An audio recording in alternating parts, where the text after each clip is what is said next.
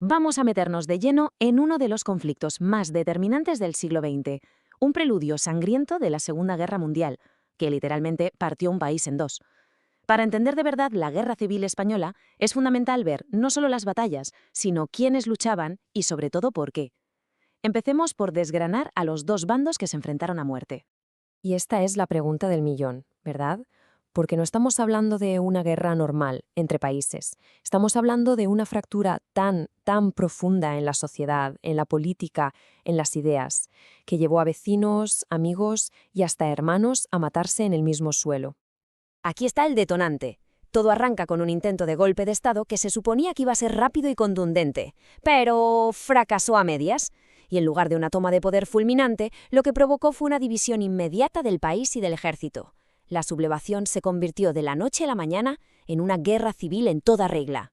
Y claro, a cada bando se le llamó de muchas maneras. Por un lado, teníamos al bando republicano, los que defendían al gobierno legítimo de la Segunda República. Por otro, sus enemigos, el bando sublevado, que se hicieron llamar a sí mismos nacionales. Pero la propaganda de la época fue mucho más allá, usando etiquetas para deshumanizar al otro, como rojos para unos y fascistas para otros. Bien, pasemos a ver la parte militar, porque al principio de la guerra el ejército español se hizo pedazos. Cada bando tuvo que montar sus propias fuerzas con las unidades que le eran leales y, por supuesto, con miles de nuevos voluntarios. Y aquí ya se ve un contraste brutal. El gobierno republicano tuvo que crear su ejército popular casi desde cero, intentando meter en el mismo saco a las milicias de los partidos y los sindicatos, que a menudo tenían mucho más entusiasmo que disciplina militar. Los sublevados, en cambio, partían con una ventaja enorme. Tenían la joya de la corona del ejército, las tropas de élite del ejército de África, gente muy profesional y curtida en combate. Es que la diversidad en el bando republicano era tremenda. El Ejército Popular fue el intento de crear una fuerza unificada, pero tenía que convivir con milicias de voluntarios con una ideología muy fuerte, como las columnas anarquistas. Y además, en sitios como el País Vasco, el nacionalismo llevó a la creación de su propio ejército, el Esco Guda Austea, que luchó con la República sobre todo para defender su autonomía. En el lado sublevado, el núcleo duro, como decíamos, era el temido Ejército de África. A ellos se sumaron milicias políticas muy disciplinadas, los requetés, que eran tradicionalistas católicos, y los falangistas, de ideología fascista. Y un dato clave: la Guardia Civil, que era una fuerza de seguridad fundamental, se dividió. La lealtad de la Guardia Civil fue decisiva para controlar muchísimos pueblos y ciudades al principio de todo. Pero ojo, esto no era solo una guerra de soldados. Era, por encima de todo, una guerra de ideas. Las trincheras separaban dos visiones del mundo totalmente opuestas sobre lo que debía ser España. Esta tabla lo resume genial.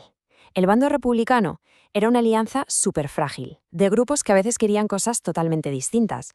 Unos solo querían salvar la democracia, pero otros querían aprovechar para lanzar una revolución anarquista. En cambio, en el bando sublevado, aunque también había gente muy diferente, todos compartían un objetivo clarísimo, y que los unía: destruir la República. Y esa unidad de mando les dio una ventaja estratégica brutal. Estas etiquetas, claro, simplificaban todo y se convirtieron en armas potentísimas de propaganda. Para los sublevados, cualquiera que defendiera a la República era un rojo, un comunista y punto. Para los republicanos, todos los rebeldes eran fascistas. La realidad, como acabamos de ver, era muchísimo más compleja en los dos bandos. La guerra no se decidió solo dentro de las fronteras de España, ni mucho menos. Muy rápido, las grandes potencias europeas tomaron partido y convirtieron el país en una especie de campo de pruebas para las armas y las ideologías que chocarían a lo grande en la Segunda Guerra Mundial. Este gráfico es que lo deja clarísimo. El desequilibrio en la ayuda internacional fue total.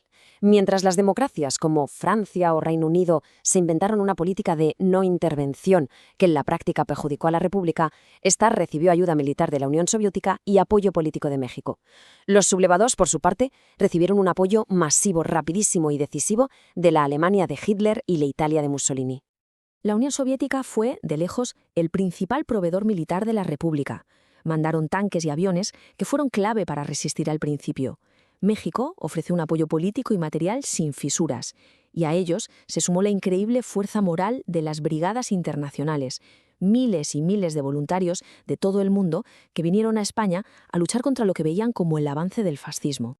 La ayuda a los sublevados fue, en muchos sentidos, mucho más efectiva. Alemania envió a la Legión Cóndor, una fuerza de combate modernísima que le dio a Franco la superioridad en el aire, Italia mandó un ejército entero. Este apoyo internacional fue, sin ninguna duda, determinante para la victoria final del bando sublevado. Después de casi 3 años de una guerra increíblemente cruel, el conflicto por fin terminó, dejando un país completamente en ruinas y una herida que tardaría décadas en empezar a cicatrizar. El 1 de abril de 1939, la guerra terminó oficialmente con la victoria de las fuerzas de Franco, y esto no solo fue el fin de la Segunda República, fue el comienzo de un larguísimo periodo de dictadura que transformó por completo la sociedad y la política españolas durante casi 40 años. Y esta es la reflexión final, porque más allá de quiénes fueron los vencedores y los vencidos, una guerra civil deja unas cicatrices que pasan de generación en generación, familias rotas, un exilio masivo, y un debate sobre la memoria histórica que de hecho sigue muy vivo hoy en día. La verdadera pregunta no es solo quién ganó la guerra, sino cómo aquellas ideas por las que lucharon siguen definiendo, de alguna manera, la España actual.